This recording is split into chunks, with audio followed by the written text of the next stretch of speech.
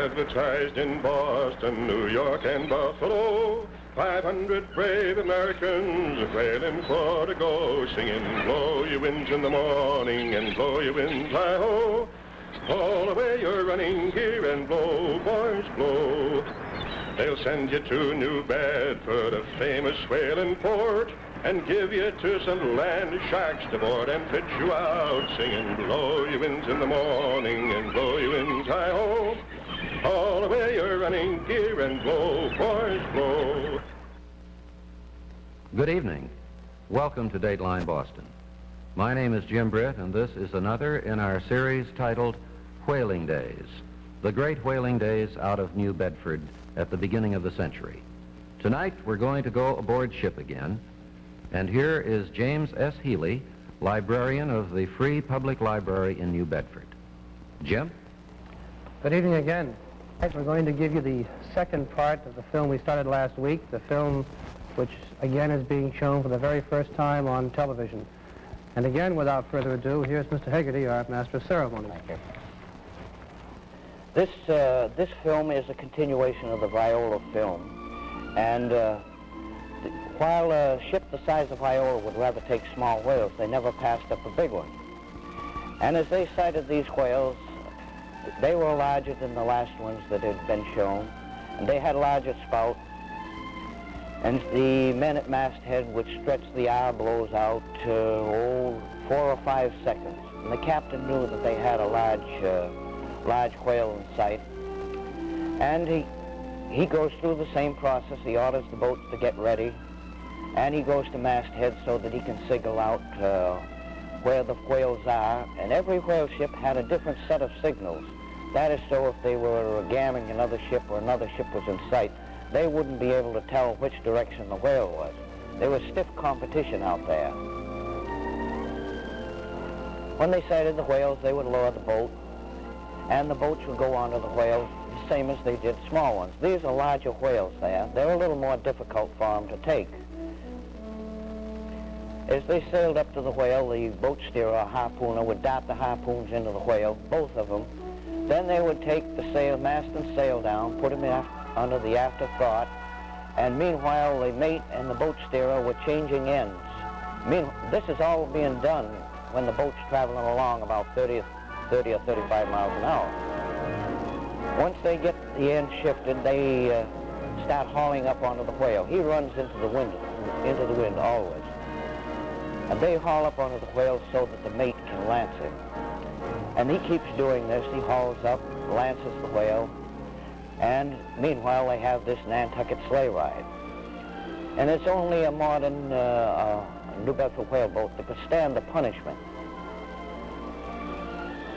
That whale will be going along. When he's really mad, he'll approach 25, 30 knots.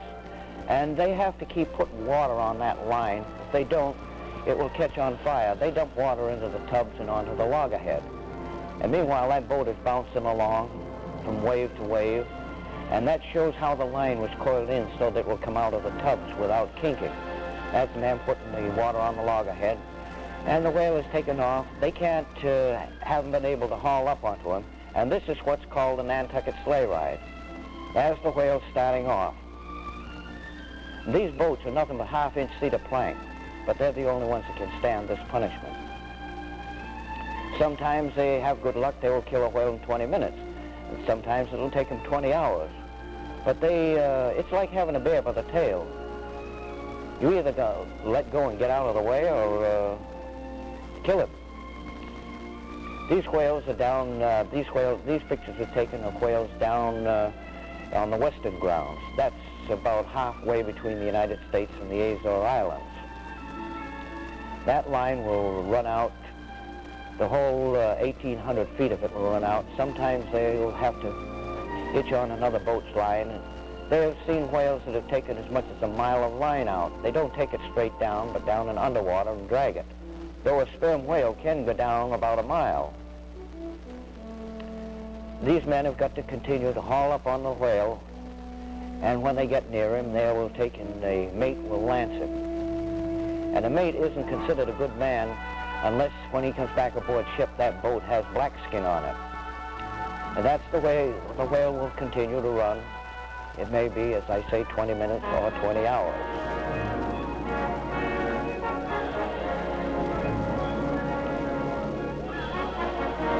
These are the best pictures of whales that's ever been taken. That gives you a view of a sperm whale. They haul up onto him and the mate lances him. Sometimes the whale will turn on him, and in this case they turned on him and tipped the boat over. While they're in the water, they have to watch out for the sharks. One thing about a whale boat, it will never sink. Another boat gets fast to the whale, and the mate goes up and lances the whale.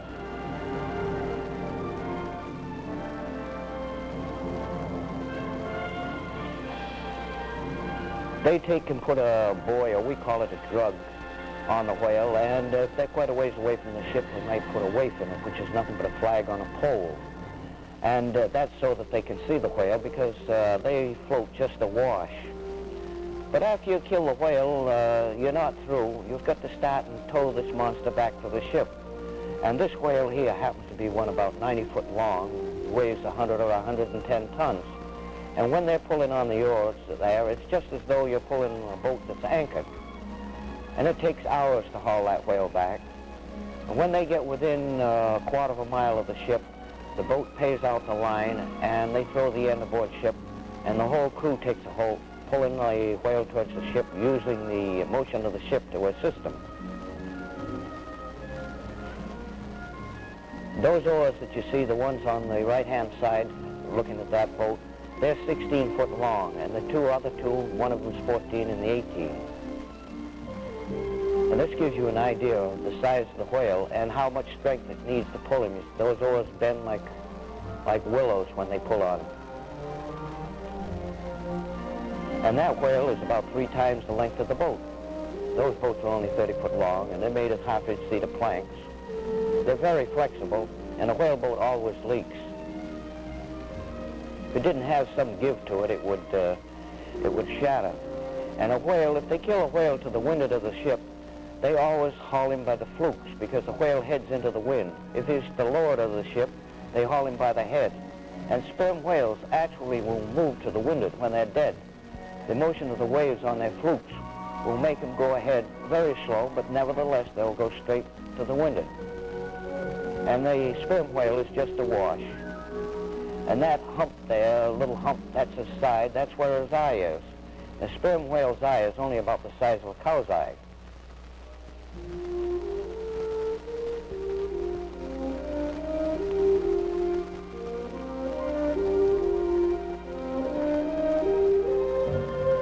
When they get the whale alongside, they put a chain around his flukes and haul him forward so that hold him side of the ship, and then they can start cutting him in. A whale's eye you can see, but his ear is just hardly more than a pinhole. It isn't as big as a pencil, but they can hear very good. They put the fluke chain around, that's the small part of his body, and then they haul it forward so that they can start working on the fin. And a vessel, some of the whalers that were very short, they had difficulty working on a large whale. And vessels such as the Viola didn't like to take large whales, but they would never pass them up because you never knew when you would see another one. And they get the boats hoisted up. They would, the whole crew would start working on the whale. And that gives you a view of the equipment in a boat. There's 81 pieces in there, and 6 men go in there. The weight of the men and the equipment is about a ton. The boat itself only weighs about 750 pounds. The cutting in the large whale is similar to cutting in the smaller whales, but there's different treatment of the head. Once in a while, the men or the captain or some of the officers might want some teeth to do scrimshaw, or some bone to make canes, and they would take the jaw of the sperm whale in. It's quite a stunt unjointing this jaw. This one is about 18 foot long, and the officers stand there with these long spades and unjoint it, and then they just tear it out of the whale, bring it aboard, and in this case here they take it over the port side and lay it down on the deck. When they get it on the deck, they will cut those pans off. They take up a lot of room. They spread about 6 foot wide, and they're about 6 foot long and 3 foot high. So they will saw those off so that it won't take up so much room. They'll scrape the fat off of that and fry it out. They use a regular buck saw to saw the wood off, saw the jar off. With a large whale, they have to take the head up in 2 sections, and the boat steerer goes down with what's called a head needle. It's a long rod with a rope on the end of it, and he runs that through the head there, a hole in the head. He's got a monkey rope on him, and that's try to hold him from falling over, sliding overboard. Boat steerer on the Morgan did slide overboard, and the shark took his leg off. They haul a chain through in order to haul this is the case part of the whale's head that they're taking.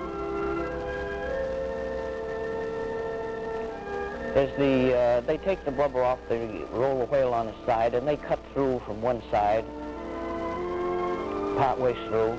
Then they take and roll the whale by pulling the blubber off of him over, and cut through from the other side to separate the head. Meanwhile, they'll take a blanket piece of board as the whale is rolled over, and that section on the left, that is what is his upper jaw. That would be from about 2 inches thick at the end up to about 6 inches up near his body, and it would be about 2 foot wide. It's just this big slab of bone that's in there. A whale does not have teeth in his upper jaw, just have sockets that the teeth in his lower jaw fit into. They cut through that with those spades, and then they heist the head on board and the case first, and then the junk. And this is the only power that's on a whale ship, that windlass. With a big case such as the 90-barrel whale would have, they can't take it aboard, so they hang it over the side. They cut it open and bail it out without bringing it all the way aboard the ship, because it's too large.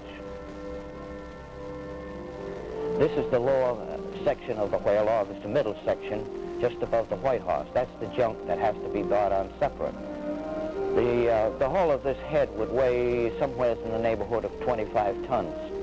And none of the ships out there were that big to be able to take them aboard, because they were simply lifted out on water, these heads were. And this shows like an ice cream sandwich. The white part is almost pure spermaceti, and they cut that up into smaller pieces and try it out in the try-works, the same as they do the blubber. With this large case, they have a bucket, that's a case bucket, that they push down with case poles in the background.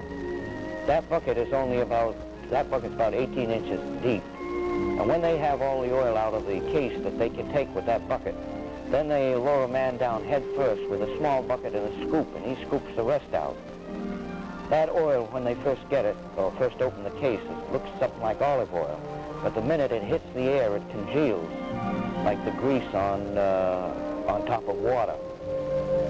They keep bailing this out and bailing it out, and then they take this here, after they get the body tried out, they heat it in the try-works to keep it from congealing before they put it into the casks.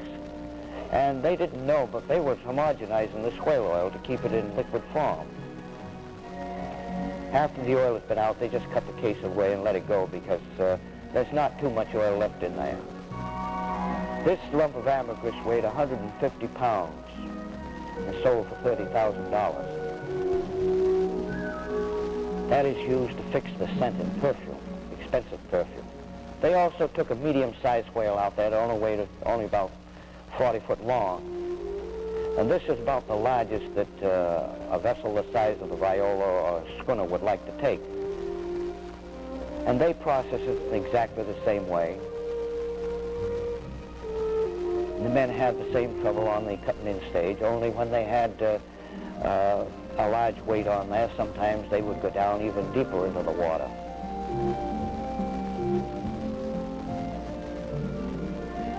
They're separating the head from the rest of the body. This case they have just inside of the waist, and they slit that up, and the men bail the oil right out. It's when they have a case like this on deck that lots of times the men will take a cup and have a drink of it. It's still warm in the whale's head. That man on the right in the background, he is scraping the spermaceti out.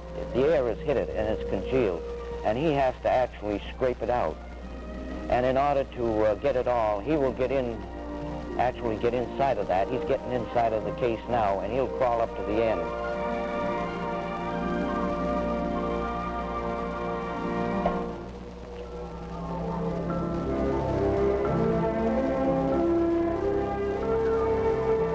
And once this case is bailed out, they simply let it slide overboard, because the amount of oil that they would get out of that wouldn't be worthwhile taking.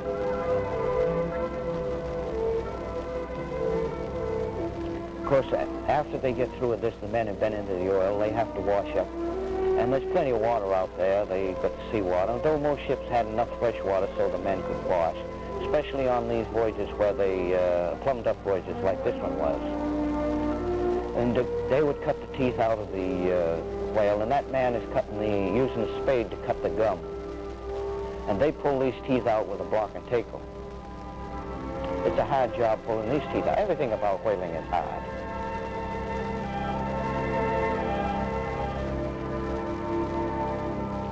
Those teeth will be taken and put into a cask of water.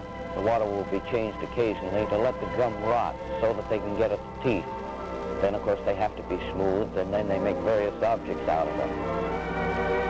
In order to pull the teeth, they use a block and tackle. And it takes the strength of 2 or 3 men to pull those out. Then, of course, aboard of a whale ship, they clean them up. Contrary to most people's opinion, whale ships were clean. In fact, most of them washed the deck twice a day, and that meant washing the bulwarks and the deck at 8 o'clock in the morning and 4 o'clock in the afternoon. It's only a few of the later ships that the captains didn't keep after the men and make them keep the vessel clean. One of the reasons for that was if you keep them busy, they couldn't get into trouble. And the men washed their own clothes, and they usually made the washboards themselves out of a piece of hard pine. They had some soap aboard ship that they could use salt water with, but it was so strong, if you didn't look out, it would take the buttons off. And of course, they did all their own sewing. Usually captains let them have Sunday to do this kind of work, and they would put patches on top of patches and then down the last patch. And they washed the overhauls so much that they would be white. And of course, every ship had a barber. Sometimes it was a cooper, sometimes it was another man, another one of the crew. And it's quite a stunt to shave a man with on board of a ship that's rolling. And in spite of the fact that it might seem dangerous, very few ears or noses were lopped off there. And of course the crew would help the cook, because if you keep on the good side of the cook, well, your food is usually better, or you get larger proportion anyway. And you saw all kinds of floating things out there. In this case here was a can buoy that had probably broken away from one of the harbors in New Bedford. And we also saw a derelict raft out there, which was a target raft used by the Navy. These pictures were taken during the First World War. And as the voyage begins to come to a close, the Viola returned to New Bedford in August 23rd of 1916, and 12 days later, she sailed again under Captain Joe Lewis. And she was lost with everybody aboard on the 5th or 6th of September of that year in a hurricane that came up the coast. It's the same hurricane that the Alice Knowles was wrecked in. Well, gee, Mr. Haley, that's quite an experience. That film is something to see. Boy, kind of gives you shivers up and down your spine when you watch that thing go, because chasing those things and that sleigh ride and everything else, man, that's, as I've said before, I'm glad I'm a librarian. Now, before we leave for the evening, I would like to make mention of a couple of things in New Bedford. Perhaps you haven't been down, perhaps you've wondered something about the Free Public Library. Well, we have in front of the library in New Bedford perhaps one of the most famous landmarks in this country. It is known as the Whaleman Statue. And this Whaleman statue was given to the city, about 1915, and the words inscribed on the back of the statue are equally as famous as the statue itself, a dead whale or a stove boat. Standing behind this statue is the Free Public Library in the city of New Bedford. This library was built back in 1838. Is that right, Mr. Haggerty? Yes, that's it. And it was strange circumstances. It was built with the last surplus that was ever given by the government to the cities and towns of the various states. This is some years back, and the city put, or the town actually put $12,000 with it, and with the $60,000, they built what was then the town hall. And downstairs in what is now the library, at that time, they used to have a little food fair with market, this type of thing. In fact, if you recall the gentleman we had on a couple weeks ago, Mr. Durant, the sailmaker, Mr. Durant met his wife there some years back. But in the library itself, upstairs on the top floor, if you do come to New Bedford to see us, is the Melville Whaling Room. This is the room as it stands right now. It was opened, it'll be 2 years now in April. And in that room we have something approaching 37,000 items of materials on whaling. And we think it's the second largest collection in the country, second only to the National Archives in Washington, D.C. Perhaps it's also the largest in scope, because we have everything from, well, literally soup to nuts. And our chief claim to fame, of course, is Mr. Haggerty here, who is our whaling expert. And we're very pleased with him. He has also written 2 or 3 books that are considered important studies in the field, and he is there to answer any questions that you might have. Well, I guess that's about, again, Mr. Haggerty, all we have time for this evening. That film will really stand out in my mind, especially that Nantucket sleigh ride. Yes, that is quite something, that Nantucket sleigh ride. And when you see the boats bouncing, a whaleboat will actually bounce from one wave to the other, one wave to the other. And they won't break, and they've survived many a ride like that. Well, they may not break, but I'm certain, I think my courage would. Thank you, and good night. This has been another in our series of telecasts titled Whaling Days. The business of whaling had a great cultural influence on the ports that it touched, especially, of course, New Bedford. And next week, Jim Healy and Reginald Haggerty will explore this cultural aspect on Whaling Days. Blow ye winds in the morning and blow ye winds high-ho. All the way you're running, gear and blow, boys, blow. And now that he is ours, my boys, we'll tow him alongside. They're over with the blubber hooks and rob him all his hide, singing, blow ye winds in the morning and blow ye winds high-ho. All the way you're running, gear and blow, boys, blow. And now we're back in port, my boys, and through with all the sailing. Let's open up a jug of rum and the hell with blubber whaling, singing, blow ye winds in the morning and blow ye winds high-ho. All the way you're running, gear and blow, boys, blow.